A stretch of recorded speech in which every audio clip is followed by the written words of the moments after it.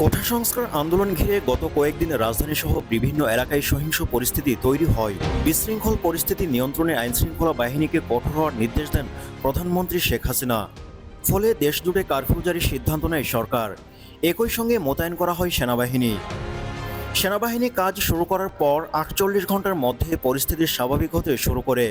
তবে এরই মধ্যে পেরিয়ে গেছে প্রায় এক সপ্তাহ। ইন্টারনেট ও অন্যান্য পরিষেবা বন্ধ এবং যোগাযোগ ব্যবস্থা বাধাগ্রস্ত হয়। কয়েকদিন কারখানাও বন্ধ রাখতে হয়। ফলে ৫ খাতে দেশের অন্তত ১৪,০০০ কোটি টাকার ক্ষতি হয়েছে বলে জানিয়েছে মধ্যপ্রাচ্য ভিত্তিক গণমাধ্যম আল জাজিরা। ব্যবসায়ী নেতাদের বরাত দিয়ে আল জাজিরা জানায়, গেল ৫ দিনে শুধু পোশাক ও স্টিল খাত সহ আরও ৩ খাতে বাংলাদেশের আর্থিক ক্ষতি হয়েছে ১.২ বিলিয়ন মার্কিন ডলার, যা বাংলাদেশি মুদ্রায় ১৪,০০০ কোটি টাকারও বেশি।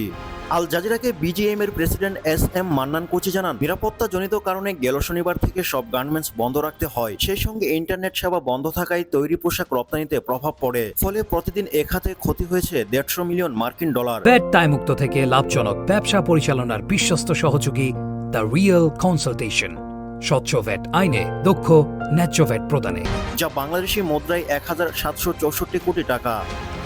৫ দিনে সে ক্ষতির পরিমাণ দাঁড়ায় ৮,৮২৪ কোটি টাকারও বেশি।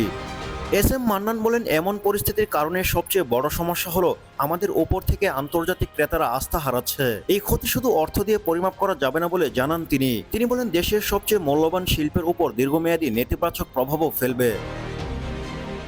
এদিকে শুধু পোশাক শিল্পই নয়, ক্ষতির মুখে পড়েছে স্টিল খাত। এ খাত সংশ্লিষ্টরা ধারণা করেন, গেল ৫ দিনে তাদের ক্ষতি হয়েছে ১৩৭ বিলিয়ন মার্কিন ডলার, যা বাংলাদেশি মুদ্রায় ১,৬০০ কোটি টাকারও বেশি। ফলে উৎপাদন ব্যাহত হচ্ছে।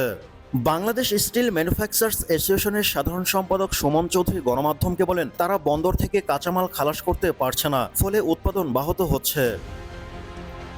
বড় ধরনের ক্ষতির মুখে পড়েছে সিরামিক খাত। তাদের সংখ্যা দৈনিক প্রায় ৮০ লাখ মার্কিন ডলারের মূল্যের রপ্তানি আদেশ হারাতে হবে, যা ৫ দিনে ৪৭০ কোটি টাকারও বেশি। ই কমার্স খাতও বড় লোকসান গুনতে হচ্ছে ফেসবুক ভিত্তিক ব্যবসায়ীদের। বলা হচ্ছে, এ খাতে প্রতিদিন ক্ষতি হয়েছে অন্তত ৫০ লাখ মার্কিন ডলার, যা ৫ দিনে ২৯৪ কোটি টাকারও বেশি। এছাড়াও ফার্মাসিউটিক্যাল খাত বড় ক্ষতির মুখে পড়েছে বলে দাবি করা হয়।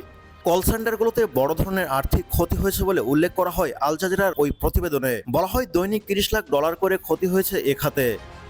৫ দিনে সে ক্ষতির পরিমাণ দাঁড়িয়েছে ১৭৬ কোটি টাকা।